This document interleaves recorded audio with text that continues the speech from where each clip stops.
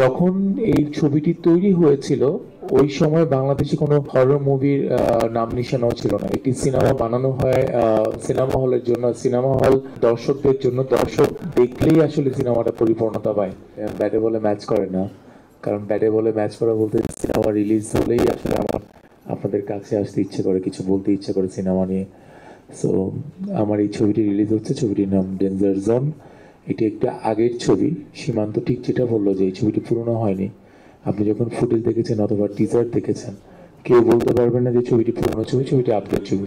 এবং আমার চেহারাও চেঞ্জ হয়নি, শুধু ওই সময় দাড়ি ছিল না, এখন দাঁড়িয়ে আছে। ইনস্ট্যান্ট হঠাৎ করেই ছবিটি রিলিজ প্ল্যান হয়েছে। আপনারা যদি একটু ঠিকভাবে আমাদেরকে সাপোর্ট দেন, হয়তোবা ছবিটি দর্শকদের কাতারে খুব তাড়াতাড়ি পৌঁছে যাবে, কারণ আমরা সময়টা কম পেয়েছি। দেন এখন যেই প্রমোশনাল স্ট্র্যাটেজি ওইটা আমরা মেনটেন করছি না, আমরা একটু সাদামাটা করেই করছি, কিন্তু ট্রাই করছি যেন আমাদের অডিয়েন্সের কাছে আমাদের সিনেমাটা পৌঁছায়।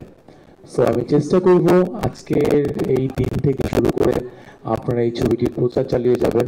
আর এই ছবিটি নিয়ে ছোট্ট একটি গল্প হচ্ছে, ছবিটি একটি thriller movie, horror thriller movie. So যখন এই ছবিটি তৈরি হয়েছিল ওই সময় বাংলাদেশে কোনো হরর মুভির নাম নিশানাও ছিল না। এই ছবিটি শুটিং এর পর, টিজার দেখার পর বাংলাদেশে অনেকগুলো হরর মুভির শুটিং শুরু হয়েছে এবং রিলিজও হয়েছে।